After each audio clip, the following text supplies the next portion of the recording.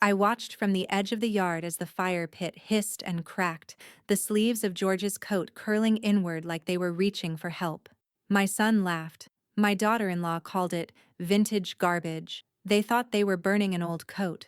What they didn't know, what they never bothered to learn, was that they'd just lit the match on their own undoing. And I wasn't going to stop the flames this time. Before we begin, may I ask, where in this big, beautiful world are you listening from? It's always a quiet honor to know who's sharing this space. Drop it in the comments, and don't forget to subscribe. The late August sky had just begun to soften into a dusky orange when Marion Brooks stepped into the backyard. She adjusted her cardigan against the faint breeze and took in the scene. Mismatched lawn chairs scattered across the patchy grass, a gas grill sputtering beside a folding table heaped with buns and condiment, and neighbors holding paper plates, while Tyler held court near the fire pit like a game show host. It was one of those suburban gatherings where everything felt festive on the surface, but just beneath it, something mean-spirited always seemed to simmer. Marion had come because she was asked, correction expected, to show up. Tyler, her son, had told her over the phone with his usual false cheer, "It's just a cookout, Mom. Bring your appetite and your sarcasm." And Kelsey, his wife, had added with a sugary laugh, "We want you to be part of the family fun."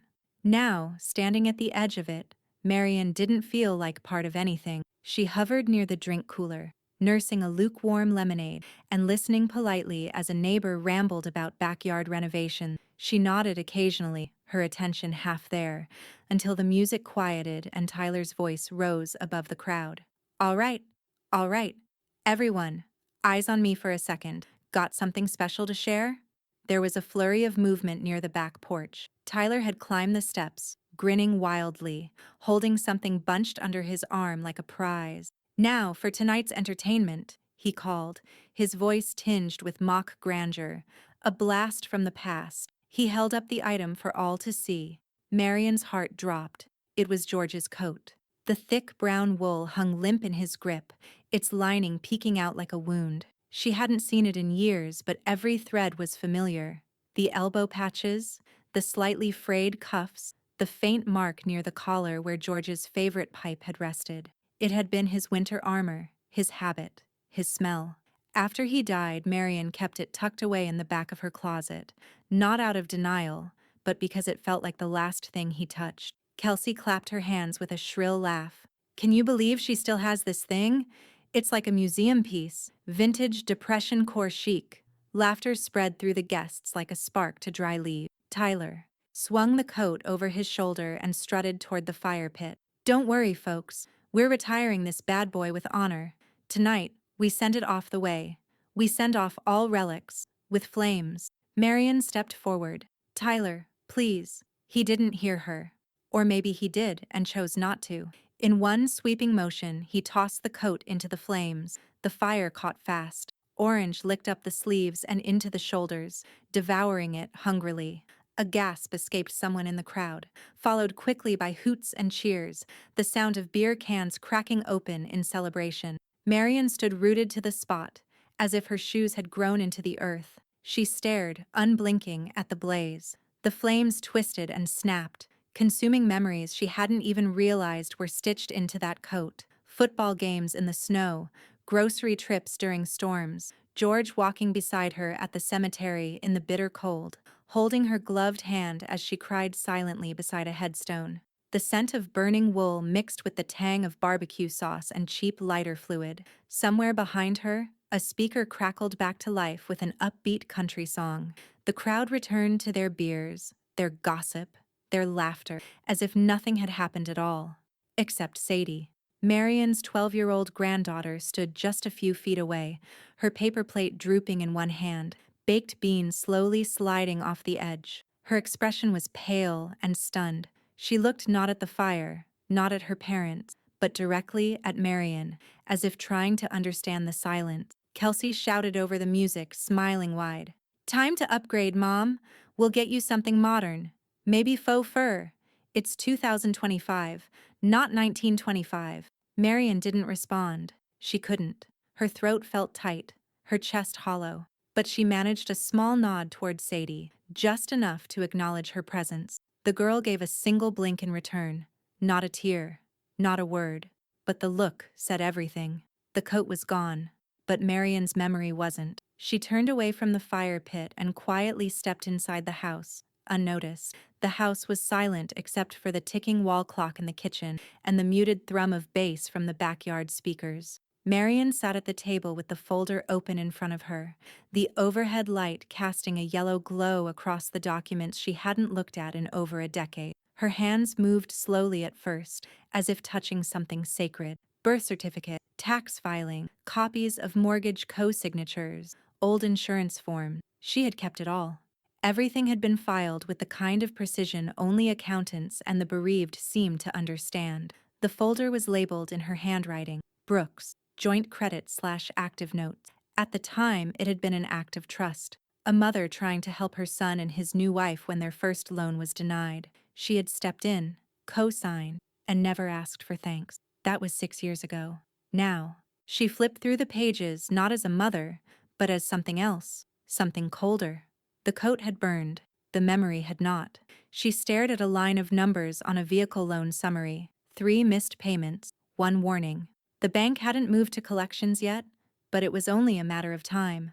Below that, a credit card statement, $423 on cosmetics, $278 on luxury home decor, $117 at a steakhouse, and then a $39 late fee. She blinked slowly and reached for a notepad, jotting down totals in tidy columns. When the front door opened and closed behind her, Marian didn't even glance up. She could hear Kelsey laughing out back again, already past the moment, already over it. Marian felt no anger in that realization. What she felt instead was something far more dangerous, clarity. She picked up the phone and dialed. Ellis Residence, came the familiar voice, raspy but alert. Ruth, Marian said, her voice quiet but even. You got a minute? For you. Always. What's going on? There was a pause, then a sharper tone. You okay? There was a long silence on Marian's end, just the faint sound of papers being shuffled. They burned George's coat tonight, she said finally, a sharp breath on the other end. The one from the closet? Are you kidding me? Right into the fire pit, laughed the whole time. Those ignorant little pyros? Marian, I swear to God. I'm not calling for comfort, Marian said. I'm calling because I've decided something. Oh? I want to ruin them. Another pause. Then Ruth gave a low, delighted hum. Now there's the Marian I remember. Marian leaned back in her chair, her eyes still scanning the paperwork. But I'm not setting anything on fire. Good, Ruth said, her voice dry. Torch their credit, not their porch. Marian smiled faintly. It was the first one of the evening and it didn't reach her eyes. After they hung up, Marian placed a call she hadn't made in years. She found the number in a Rolodex she hadn't thrown away. Instinct had kept it. Cuyahoga First Credit Union. This is Jonas. Jonas Fielding? She asked. Her voice held just enough steel to make a man sit up straighter. Yes. Who's calling? Marian Brooks. A beat.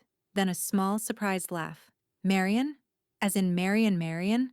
I thought you moved out to Lake Erie somewhere and disappeared. I moved, not disappeared. And I need a favor. Quiet one.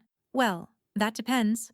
If it's tax advice, I charge more now. She allowed herself a small smile. It's not advice. It's an inquiry. Jonas's tone shifted. Go on.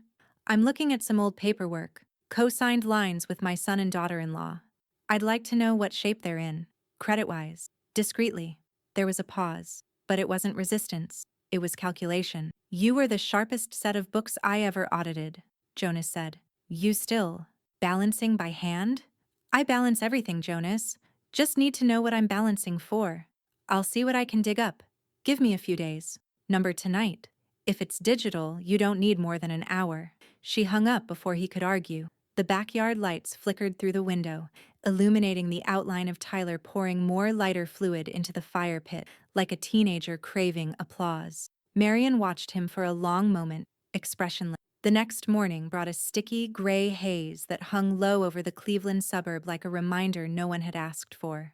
From the second-story window of her modest colonial, Marian sat with her coffee cooling beside her, eyes fixed on the house across the street. Tyler's SUV was gone, likely at the gym, or maybe pretending to be. Kelsey's Range Rover was still in the drive, parked slightly askew like always, its vanity plate reading KELSZN. The illusion, Marian thought, was intact, for now. She turned back to the dining room table, where her paperwork had grown into a quiet fortress. The legal pad was now flanked by printed bank statement, lender letters, and flagged notes she'd jotted down the night before in tidy accountant's shorthand. Her printer had been running since sunrise, spitting out one clean sheet after another. At 9:12 a.m., a new email pinged from Jonas. Accounts verified. Attached summary. No greeting, no fluff. Just the kind of efficient language Marian had always respected. She opened the PDF and began reading. Tyler and Kelsey's financial life, it turned out, was a house of cards with a foundation made of air. They were surviving almost entirely on rolling credit, shuffling balances between store cards, personal lines, and payday loan deferrals like amateur magicians trying to distract the audience. Their mortgage was 2 weeks from triggering a delinquency warning. Their credit utilization had ballooned to 87%. Their total debt, not counting interest, hovered just above $138,000. And yet, Marian knew they'd spent last weekend shopping. Curious, she pulled up Kelsey's social media page, which she could still view through her old, inactive account. The page was a carefully arranged mosaic of lifestyle illusion, a boomerang of a martini clinking in a trendy rooftop bar, a mirror selfie tagged, "Treat Yourself Tuesday," with a Coach bag slung on her arm, a slow pan of a delivery from a boutique florist captioned, "Because I deserve pretty things." Marian blinked slowly, then opened her screenshot tool and began capturing every frame. Bag, tag date, timestamp, location. Every luxury cost something, especially when you hadn't paid last month's gas bill. She added the screenshots to a labeled folder, Brooks, Exhibits, and filed them beside the credit summary Jonas had sent. Then she picked up her phone. He answered on the second ring. "I figured you'd call." "You were right," Marian said. "They're one bad month away from a very public unraveling." "They're in a noose," Jonas replied. "The only reason it's not tightening is because the banks haven't tugged yet. And if someone tugged?" There was a pause. "Lenders talk. One flag, one missed payment, one nudge from someone who knows where to look. Things will get loud, fast." Marian stood slowly and walked toward the window again. Kelsey had just stepped outside in her matching loungewear set and UGG slippers, carrying a Starbucks cup that was likely half foam and all expense. Jonas cleared his throat on the line. "You sure you want to be the one who pushes it?" Marian's voice was measured. "They burned the last thing I had of my husband, on purpose, for laughs." Another pause. Jonas lowered his tone. "Then let's push." A small smile ghosted across Marian's face. Quietly, "No signatures, no trails. I know how to keep gloves on," Jonas said. "You didn't train me for nothing." Marian hung up and placed the phone down gently, as if it were delicate china. She opened a fresh page in her ledger and wrote 2 words at the top in bold ink. Initiate pressure. The plan didn't need fireworks. Not yet. The trick to unraveling people like Tyler and Kelsey wasn't in the blast, it was in the slow leak. The slow, cold drip of consequences no one could selfie their way out of. She glanced again at Kelsey, now fumbling with her phone, lips puckered into a duck-faced smile for some story no one would remember. The next morning, Marian arrived at the branch office of Cuyahoga First Credit Union just after opening. The parking lot was mostly empty, and she preferred it that way. Her hair was pulled back in its usual bun, her blouse buttoned to the collar, and her navy cardigan pressed flat at the shoulders. She looked, to anyone passing by, like someone coming to resolve a minor clerical error. Jonas was waiting in his glass-walled office with 2 mugs of black coffee and the blinds already tilted halfway shut. He didn't speak until the door clicked behind her. "I flagged the revolving account and the auto loan," he said, gesturing to the small folder resting on his desk. "You can't come right out and accuse them, but you can call attention to instability in the borrower's payment rhythm. Enough noise, and the algorithm will listen." Marian nodded once. "And the new card application?" "Pending. But if your report lands before underwriting finishes the review, it'll trip their internal risk logic. It won't just be denied, it'll freeze any consideration for 6 months." She took a sip of coffee and looked out the window at the strip mall across the street, her voice even. "Let them wait." By the time Marian returned home, the rejection notice had already hit Kelsey's inbox. That afternoon, the first storm broke. Kelsey's voice sliced through the thin walls of the house like a blade. You said it was a soft pull. Tyler, you said they wouldn't care about a late payment from last fall, and now it's denied? Denied? For someone with my score? Marian, sitting at her kitchen table with a crossword and her afternoon tea, didn't flinch at the sound. She heard a drawer slam, then another, then footsteps pounding up the stairs. A moment later, Ruth's familiar knock tapped against the back door. You got room for a gloating friend? She asked, stepping in without waiting. Marian raised her teacup slightly. You want green or black? I want details. Ruth dropped into the seat across from her, already grinning. Because I just walked past their house and Kelsey was pacing the front porch like she was summoning demons. What did you do? I filed a financial concern report. Marian replied simply. It was accurate, just timely. Ruth chuckled darkly. Well, they're shivering already, and winter hasn't even started. The two women sat for a while, the clock ticking quietly between them, the hum of vindication needing no elaboration. That evening, as the sun dipped low and bathed the neighborhood in a muddy gold, Marian heard a softer knock at the door. When she opened it, Sadie stood there, backpack slung over one shoulder, her hair half brushed, eyes guarded. Can I come in for a little while? The girl asked. Marian stepped aside wordlessly and led her to the kitchen, pouring a glass of cold orange juice and setting out graham crackers like it was just another after-school visit. Sadie didn't touch either right away. She stared at the table for a long moment, then whispered, They fight about money every day now. Marian waited. They yell when they think I'm asleep. Sadie continued. Dad says Mom spends too much. Mom says Dad never pays anything on time. They say things they don't think I hear. Marian placed a gentle hand over Sadie's and said, calmly and clearly, You will always have a warm place here, no matter what happens over there. Sadie nodded, finally taking a cracker and biting it in silence. Later that night, Kelsey stood in line at a department store checkout, clutching a stack of overpriced activewear and 2 scented candles she didn't need. She had marched in looking for control, something she could hold, wear, swipe, prove. When the cashier rang it up, Kelsey slid her store credit application across the counter. It took less than 10 seconds. I'm sorry, the clerk said, trying not to wince. It came back declined. Kelsey's face flushed so quickly it looked sunburned. Declined? What are you talking about?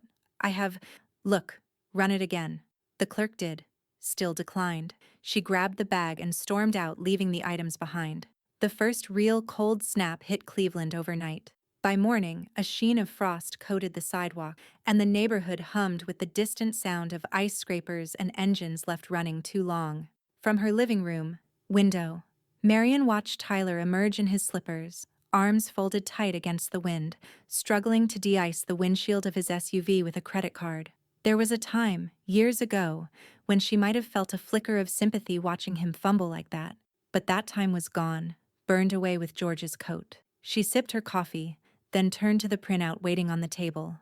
The lien had been buried deep in the loan records Jonas forwarded late last night, attached to a vehicle title loan taken out nearly a year ago. It wasn't the SUV Tyler was scraping. That one was leased in Kelsey's name. This lien was on the older sedan they rarely drove anymore, the one Marian had quietly co-signed when Sadie was a toddler, and they swore it was just until things stabilized. Except things never stabilized. They just got shinier. The loan had matured 2 months ago. No payments made since July. Repossession was inevitable. She picked up the phone and called Ruth, who answered on the first ring. Tell me something good. I found the crack, Marian said. The one they forgot about. Oh? The title loan. They've defaulted. The bank's holding the paperwork. It's only a matter of time now. Ruth gave a low whistle. That's going to sting.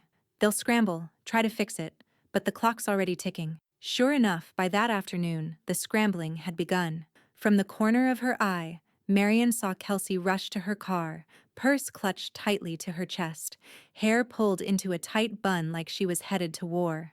2 hours later, she returned, empty-handed, her face tight and pink with frustration. Marian didn't need to guess where she'd been. Every jewelry pawn in the city had the same policy. No ID, no sale. And Kelsey didn't like parting with anything that glittered. Later that evening, Tyler knocked on Marian's back door. It was the first time he'd come alone in months. She opened it calmly, her expression unreadable.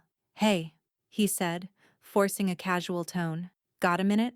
Marion stepped aside and gestured to the kitchen table, where her tea sat steeping beside a folded crossword. He stayed standing. So, funny thing, Tyler began, rubbing the back of his neck like a teenager confessing to a dented bumper. We've hit a little snag with one of our loans. Just a hiccup.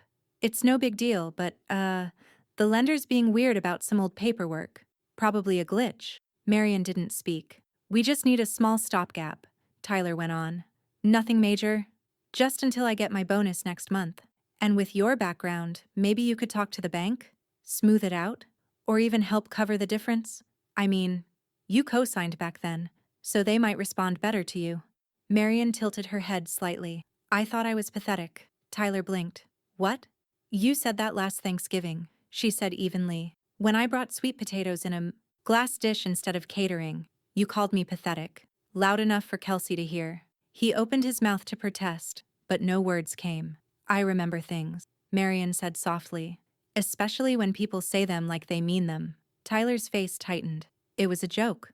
Number burning. Your father's coat was a joke. This is math. She stood and walked him back toward the door. Slowly, deliberately. I'm not your safety net, Tyler. I'm not your eraser. And I'm not going to co-sign your consequences. He stared at her for a moment longer, his breath clouding in the cold air just inside the threshold. Then, without another word, he turned and walked down the back steps, each one louder than the last. The tow truck came just before 7 a.m., quiet in sound but thunderous in meaning. It rumbled slowly down the cul-de-sac, pausing just long enough at the curb to draw the attention of half a dozen windows. The hydraulic lift hissed as the flatbed descended onto Tyler and Kelsey's cracked driveway, where the silver Honda sedan sat, lightly frosted and clearly forgotten. By the time Tyler stumbled out the front door in gym shorts and a hoodie, the driver was already inspecting the VIN on the dash. He carried a clipboard, wore gloves, didn't make small talk. Whoa, whoa, whoa, what the hell is this? Tyler shouted, still half asleep, voice raw with cold and panic. The driver gave him a polite nod and handed over a yellow carbon copy. Repossession order, title loan default. You can contact the office if you want to negotiate retrieval, but it'll be at impound by 10. Kelsey appeared seconds later in a long bathrobe and slippers, clutching a phone in one hand and her hair in the other. This has to be a mistake. There's no way. We paid last month.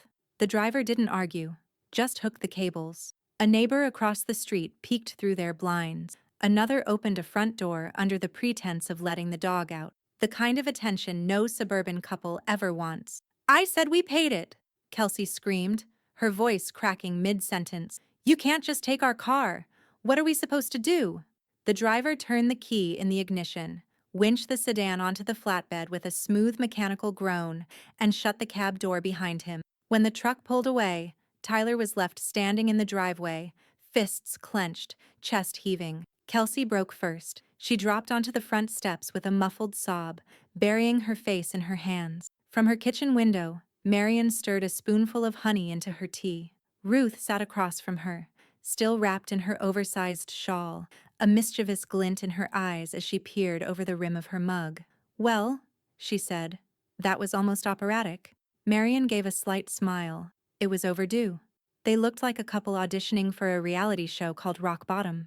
Their audience is watching, Marion said, glancing briefly out the window as another neighbor walked by slowly, eyes shifting toward the empty space where the car had been. And I suspect there will be more episodes. Ruth leaned back with a contented sigh.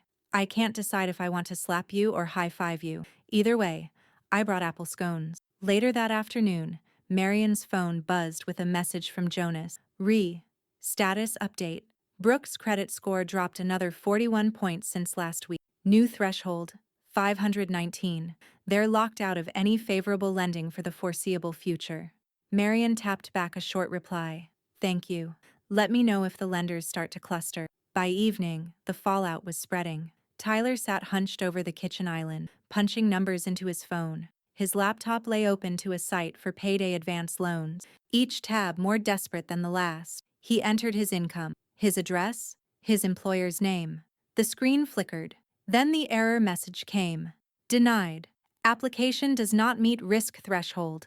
He slammed the laptop shut, hard enough to make Kelsey flinch where she sat on the couch, arms crossed, face blotchy from hours of crying. "We have nothing," she said bitterly, not looking at him. "No car, no cash, no one to help us." He didn't answer, because she was right.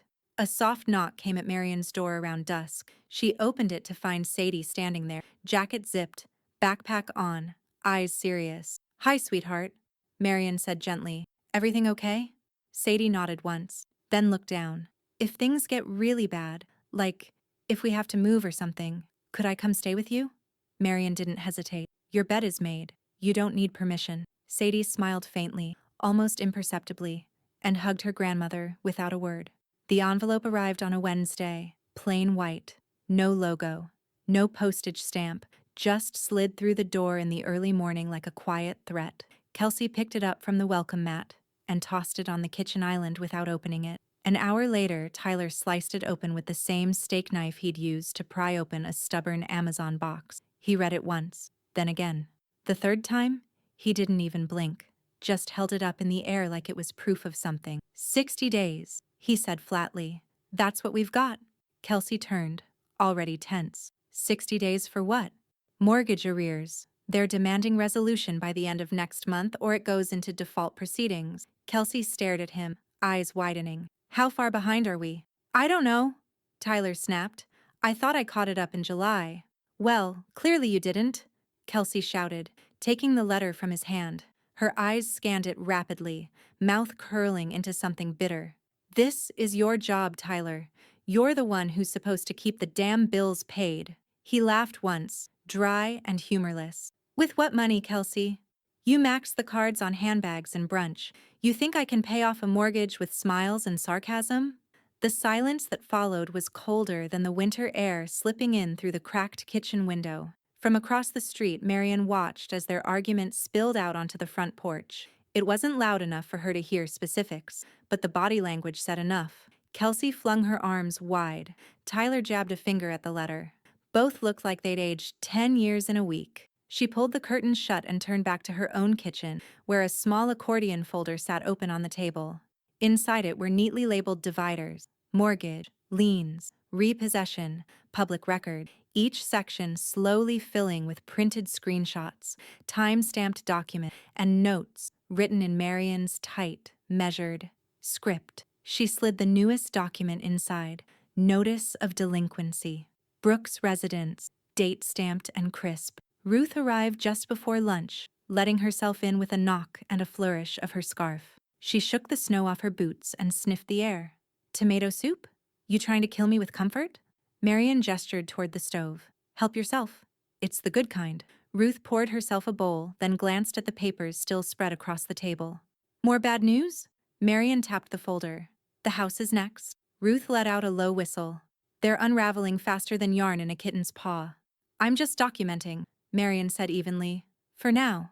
"Sure you are," Ruth replied, smirking as she stirred her soup. Over the next week, the evidence of fracture spread beyond paperwork. Sadie began arriving after school with her backpack slung heavier than usual, her socks mismatched, and her eyes a little darker around the edges. She didn't explain. Marion didn't ask. The girl simply walked in, dropped her bag, pulled out her homework, and sat at the table like she belonged there. Because she did. Kelsey stopped appearing outside altogether, as if staying indoors would delay what was coming.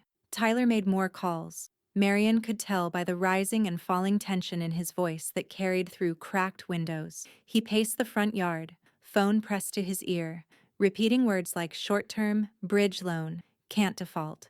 But no one bit. On Thursday, Marion passed him as she returned from the market. He didn't look up, just stood at the curb staring down at his phone with hollow eyes, fingers frozen around the screen like he was willing it to change. That evening, as Marion sat at the kitchen table finishing her bookkeeping, Sadie looked up from her math worksheet and asked, "Do people lose everything when they lose their house?" Marion paused before answering. "They lose the things they didn't protect." Sadie nodded slowly, then returned to her homework, pencil moving quietly across the page. The first sign was a laminated sheet of paper stapled to the wooden telephone pole at the end of the block. It flapped lightly in the wind, its bold black letters drawing the eye of every dog walker and mailbox checker in the neighborhood. Notice of Trustees Auction, the kind of title that made people pause mid-step, tilt their heads, and squint for details. Below it, a list of properties scheduled for foreclosure sale, lot numbers, parcel IDs, and then, halfway down the page, there it was. Brooks Residence, 1178 Calder Avenue, open auction, February 12th. By mid-morning, the whispers had already started. At the hardware store checkout, Marian heard someone mutter, "Isn't that the loud couple from the barbecue last summer?" At the coffee shop, a woman leaned over her scone to say, "They always looked like they were spending more than they earned. You could feel it."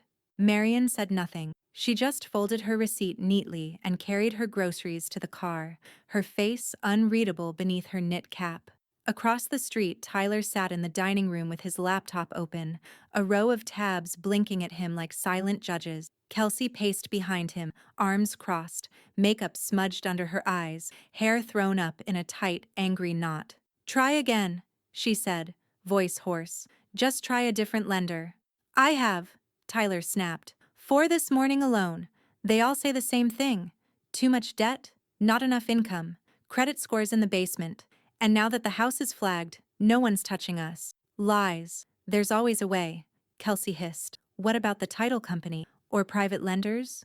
Or one of those fast cash outfits? Hell, call your boss." Tyler's shoulders slumped. "He just bought a house for his daughter. You think he's going to spot me 60 grand?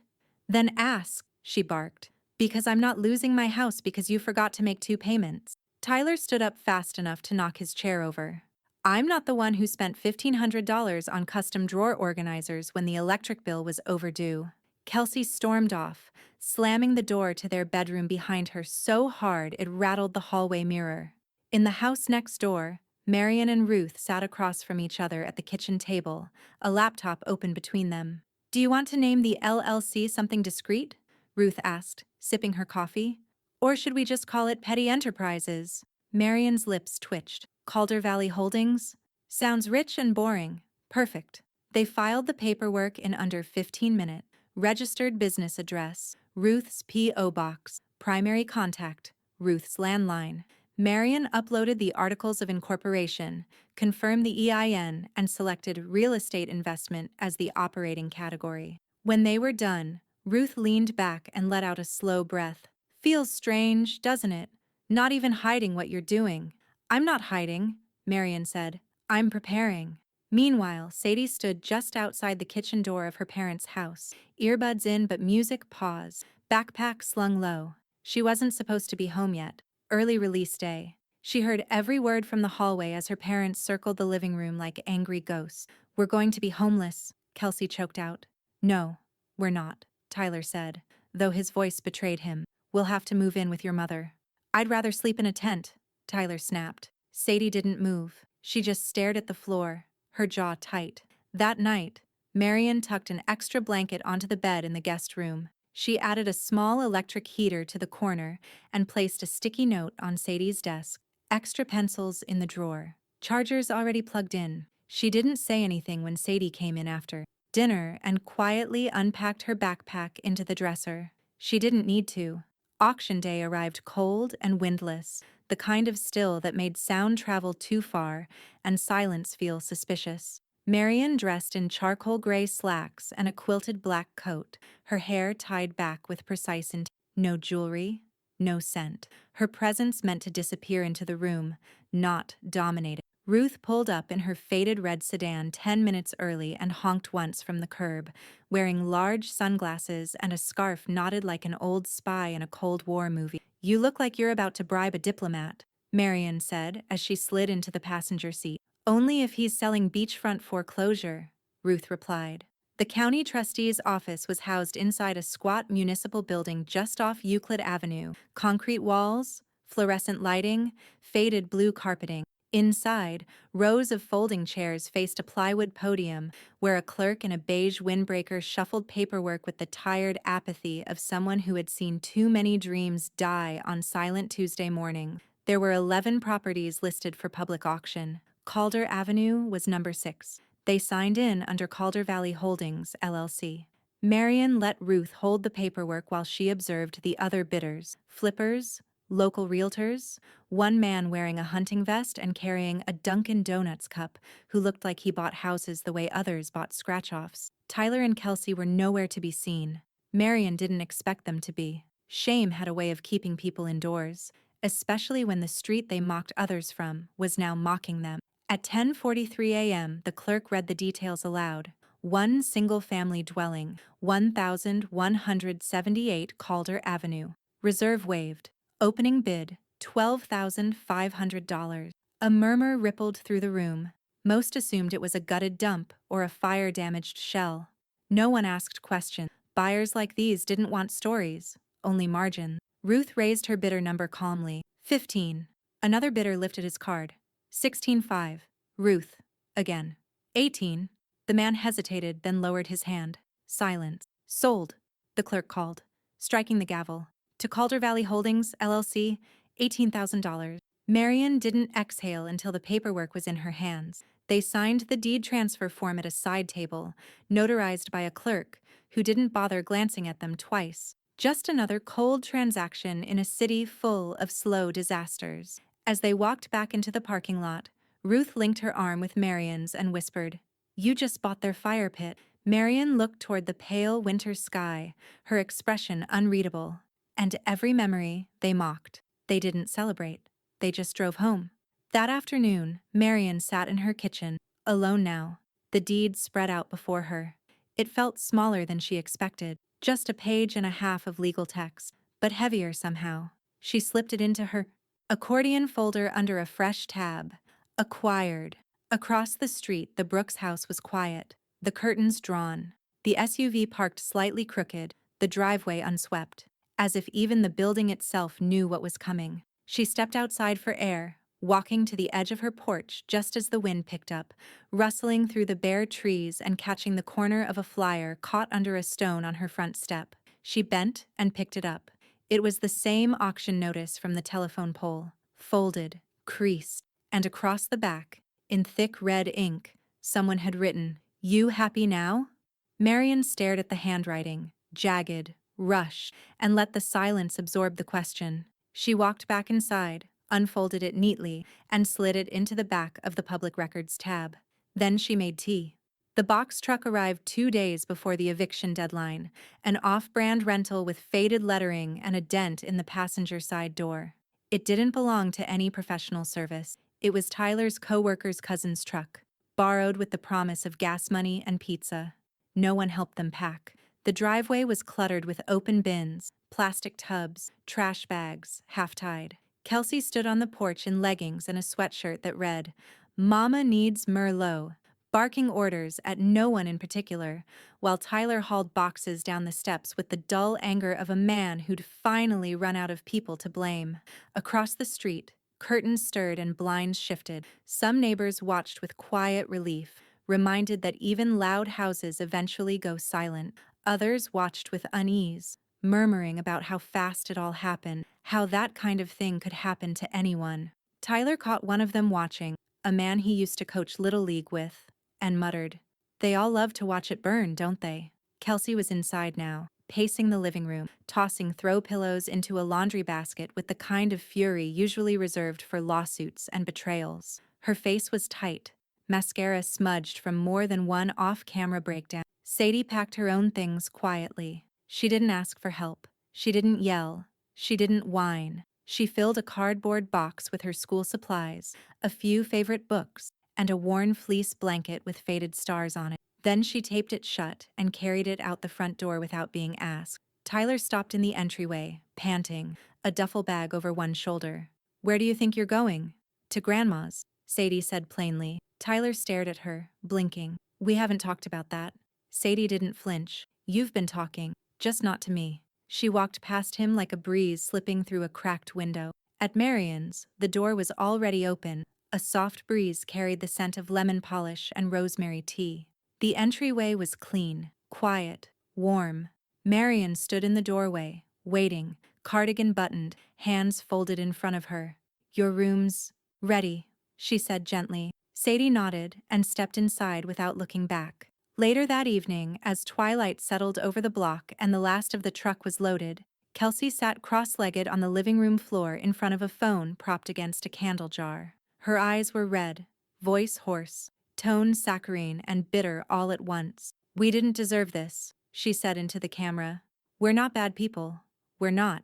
We were doing fine until someone decided to make our lives a personal project. Someone who clearly doesn't believe in family, who decided we weren't worth saving." The comments came in fast, some sympathetic, most not. "You lived way beyond your means. Own it. That someone gave you a place to land. Be grateful. Didn't you burn her dead husband's coat at a party? Sit down." Kelsey slammed the phone face down on the floor. Tyler, now slouched on the staircase with a half-empty fast food cup, muttered, "What did you think was going to happen?" At that same hour, Marian stood by the window of her guest room, folding a fresh set of linens for Sadie's bed. She placed the folded clothes in the bottom drawer, smoothing them like a ritual. Quiet victory didn't need celebration, it needed stewardship. It started with the knock, not at the door, but on the wall. A deep, mechanical thunk that echoed through the thin drywall of the now bare living room like a judge's gavel. The repo crew didn't knock to be polite.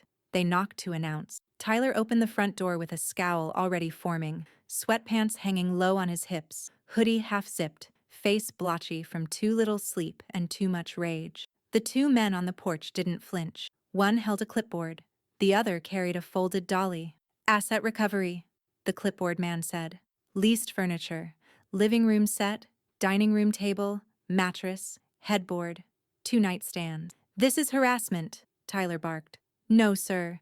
It's a signed contract with 3 missed payments. You can call the number if you want to dispute, but the truck's already running." Kelsey appeared behind him in flannel pajama pants and a tank top, mascara smeared like war paint. "They're not taking the couch," she hissed.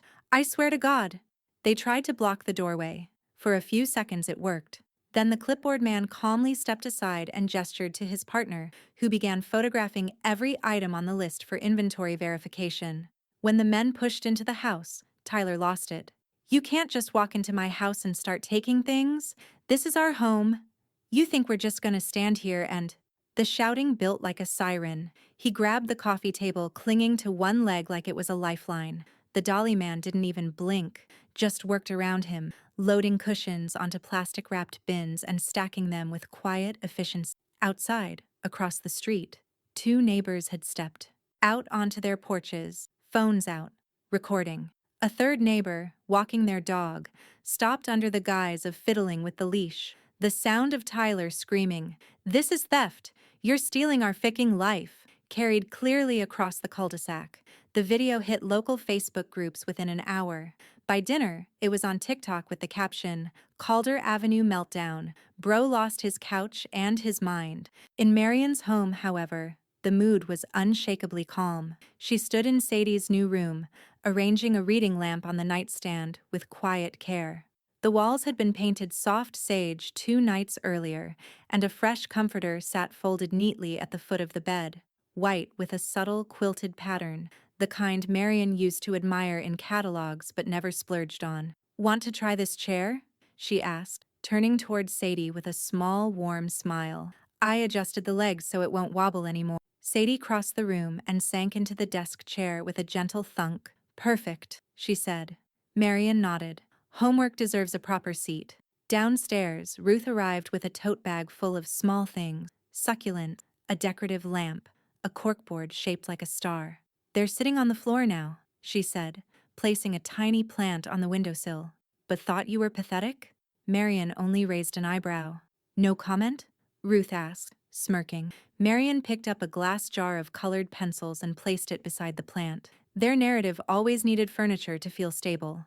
Now they'll have to sit with themselves. That night, Kelsey deleted every social media account she had. Instagram, Facebook, TikTok, even Pinterest.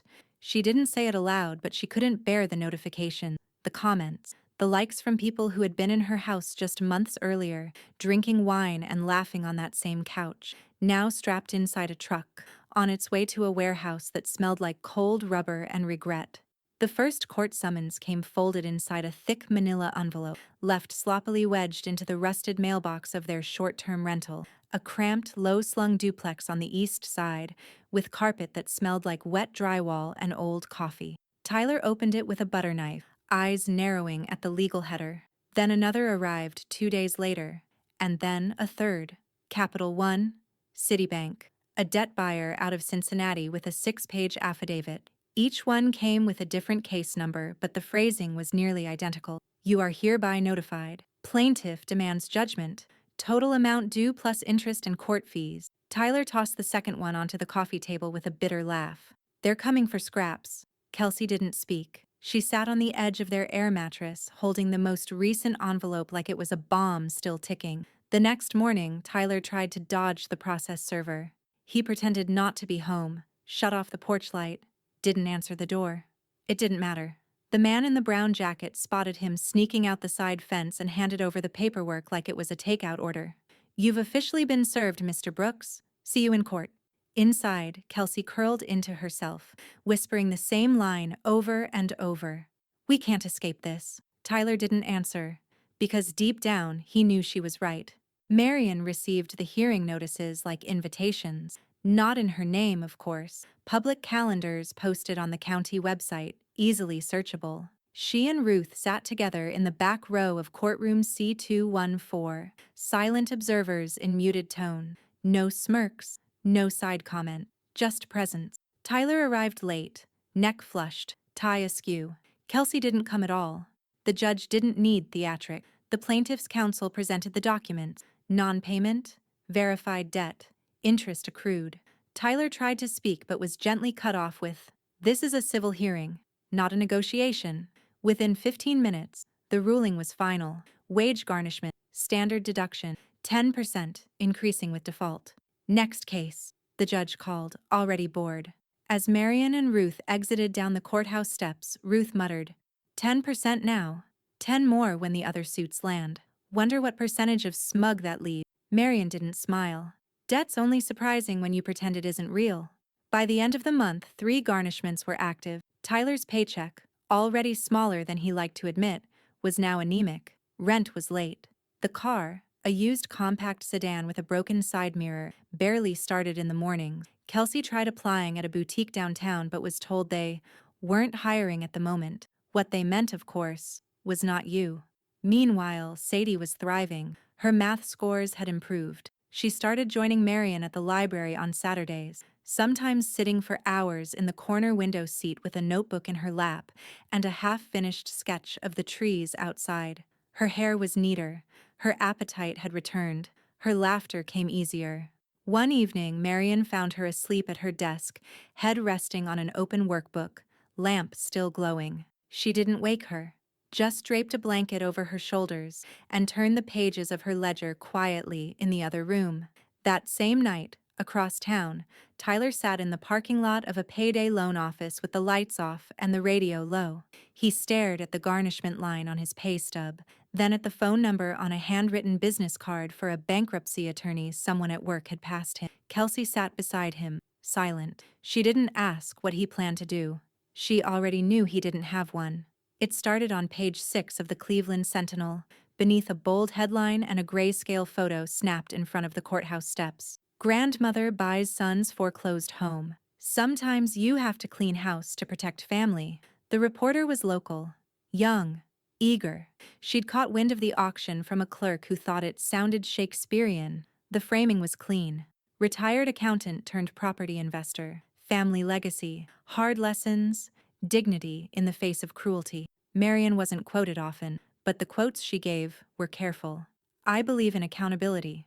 We confuse silence for weakness. Sometimes, being practical doesn't mean being heartless. The article painted her as precise, deliberate, and remarkably self-contained. There were no dramatic, no character assassination, just facts, and the unmistakable outline of a woman who had been pushed too far and stepped, calmly, out of the shadows. Tyler's name was mentioned once, Kelsey's, not at all. But the implications? Unmistakable. By noon, it had been shared on the Sentinel's Facebook page over 300 times. The comments ranged from hushed admiration to full-throated applause. This is what discipline looks like. Protecting the next generation when the current one blows it. Respect. Tyler and his wife sound like real winners. Someone posted the article to the neighborhood subreddit. Another clipped it for their fridge. A PTA mom printed a copy and passed it around at the Friday night booster meeting like it was a gospel tract. Ruth texted Marian a photo of the paper with a simple caption, "Queen behavior."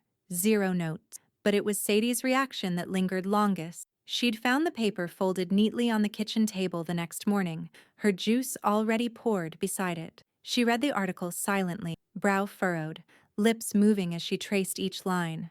When she finished, she looked up at Marian with a stunned kind of reverence. "They wrote about you," she whispered. "Like a real story." Marian folded her hands in her lap. "It is a real story." Sadie nodded, but not a sad one. Outside the small rental on the east side, the mood was different. Kelsey found the article through a friend of a friend who sent it via private message with the caption, "Is this you?" She read it once, then again. Then she threw her phone across the room. Tyler stood in the kitchen, holding a cereal bowl like it was the only thing keeping his hands busy. "What's your problem now?" Kelsey turned on him with fire in her throat. "She's a hero now. The internet thinks she's Mother Teresa in a cardigan." Tyler scoffed. "You're surprised? They think we deserved this," she spat.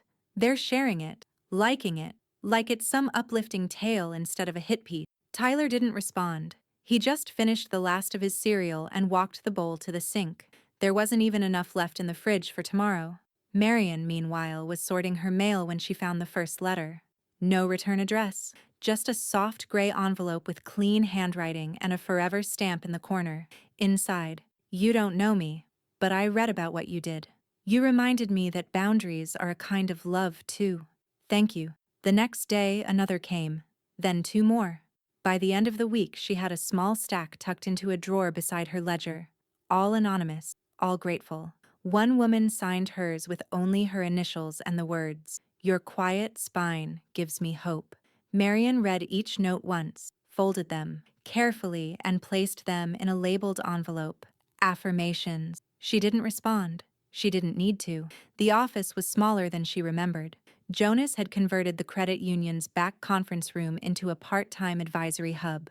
2 desks, 1 filing cabinet, and a printer that always hummed 2 seconds longer than necessary. But the sunlight still hit the laminate floors just right in the morning, and the coffee machine worked on the first try. Marian didn't want a title. She asked only for flexibility and a decent chair. By her second week consulting, word had spread among the older members, retirees and widows mostly, who'd grown uneasy with new apps, new language, and children who called less often than they should. They trickled in one by one, clutching bank statements, suspicious emails, and the quiet shame of confusion. "I think I signed something I didn't understand. My daughter says I'm being paranoid. I'm too old to start over." Marian never made them feel foolish. She read everything, explained patiently, taught them how to freeze their credit reports, recognize phishing attempts, and tell the difference between a genuine collection call and a bluff. She never raised her voice, but her clarity had weight, like steel wrapped in silk. On Tuesday afternoons, Sadie joined her. Not officially, just at the corner desk, where Marian set up a second monitor and let her sort transactions in a dummy spreadsheet. Sadie took to it quickly. She color-coded deposit, flagged duplicates, asked sharp questions. "You always double-check," Marian would say, "even the things you're sure of." One afternoon, Sadie looked up from the screen. "Is this what you used to do? For work?" Marian smiled softly. "Part of it. The numbers were always easy. It was the people who complicated things." Sadie nodded like she understood. And maybe she did. That Friday, Ruth dropped by with 2 iced coffees and a smirk that meant she had something to say. "Well," she said, plopping into the visitor's chair. "I blinked and you're back in business." Marian raised an eyebrow. "It's volunteer consulting." "Oh, please. You've got files, clients, and an intern. That's a business. Don't make me print business cards." Marian chuckled. "What would they say? Revenge accounting?" "Justice Ledgers, LLC." Ruth shot back. "Motto, we balance the books and the people." They laughed together.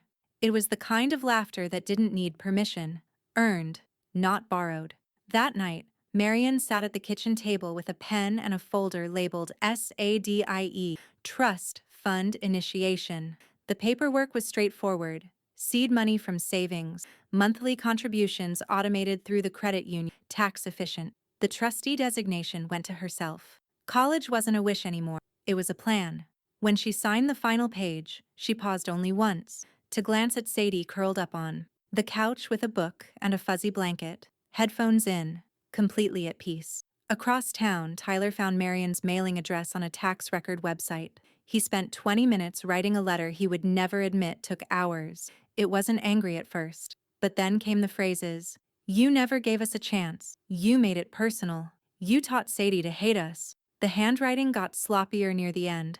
The ink smudged slightly where a thumb had pressed too hard. He sealed it, stamped it, dropped it into the mailbox with more bitterness than he could fit inside his chest. Marian received it 3 days later. She recognized the return address instantly. She didn't open it. She didn't rip it up either. She simply slid it into a folder marked Correspondent, unsolicited, and tucked it in the bottom drawer of her filing cabinet without a word. The cabin sat just beyond the edge of Mirror Lake, where the trees rose tall and straight, and the silence was full, not empty. Snow dusted the ground in soft layers, undisturbed except for a narrow path of boot prints leading to the front steps. Inside, the fireplace crackled in quiet rhythm. Marian sat in a wide leather armchair near the hearth, her hands wrapped around a stoneware mug. A new wool coat, thick, dark gray and lined with fleece, was draped over her shoulders like armor she no longer needed but still chose to wear. The room smelled faintly of cinnamon and smoke. Across the cabin, Sadie lay sprawled on the rug, her socks mismatched, earbuds half dangling, history book open beside her. She was mid-laugh, shaking her head at something Marian had just said. No way Jefferson actually called Hamilton a scoundrel. That sounds fake. Marian didn't look up from her knitting. He said worse, but more politely. Sadie laughed again, jotting something down in her notebook. Her hair was tied up in a loose bun, cheeks pink from the cold, energy warm and rooted. The door creaked open, and Ruth entered with a gust of air and a pie tin wrapped in a towel. "Is this the house of judgment and baked goods?" she called. "Depends on the pie," Marian replied without missing a stitch. "Apple bourbon. Store-bought crust, but I added flair." Sadie reached for the towel. "I'll allow it." Ruth set the pie down and turned toward the fireplace. "God, it's cozy in here. You know what this is? A warm cabin?" Sadie offered. Ruth pointed at the fire. "This is what's left of a debt bonfire, the ghost of delinquencies past." Marian raised a brow. "That's poetic for someone who burns toast. You're just mad I called it first." The three of them laughed, the kind that settles in the ribs and lingers. Outside, the sky began to gray again, more snow coming, but the cabin didn't feel exposed. It felt earned. Marian's phone buzzed once, quietly. She picked it up, glanced at the caller ID, and answered. "Jonas," she said, her tone gentle, but precise. On the other end, he was already talking. "Got 2 more referrals. Elder widow, 1. Divorced teacher, the other. No heirs, no clue where their money's going. They want you." Marian smiled slightly. "I don't work full-time anymore. I told them that. They said they'd wait." She considered it for half a second. "Send the files. I'll review them after the weekend." "Thought you might." When she hung up, Sadie was watching her from the floor. "You're really in demand now," she said. Marian set the phone down. "I kept receipts. Now I keep legacies." Sadie's expression shifted, half smile, half awe. "Grandma, you're not pathetic. You're powerful." Marian's eyes softened. "That's because I stopped asking for space and started taking it." Ruth was now perched on the hearth, poking at the logs with the iron poker. "Let's be honest. You burned a forest down with a calculator and a cup of tea." Sadie leaned back on her elbows, looking up at the ceiling beam. "It's weird how fast everything changed." "No," Marian said. "It didn't change fast. It changed quietly, and then all at once." They sat in silence after that, warm, safe, slightly full from pie. The wind pressed against the cabin walls but didn't find a way in. Later that evening, Marian pulled her wool coat tighter and stepped out onto the back deck alone. The lake below was frozen solid, moonlight casting a silver sheen across its surface. Her breath rose in quiet clouds. In the distance, beyond the woods and rooftop, Someone else was probably still shivering, figuratively or not. Marian didn't flinch. She just sipped from her mug and spoke softly into the still night, almost to herself. They burned my old coat as a joke, so I burned their credit line and watched them shiver in debt.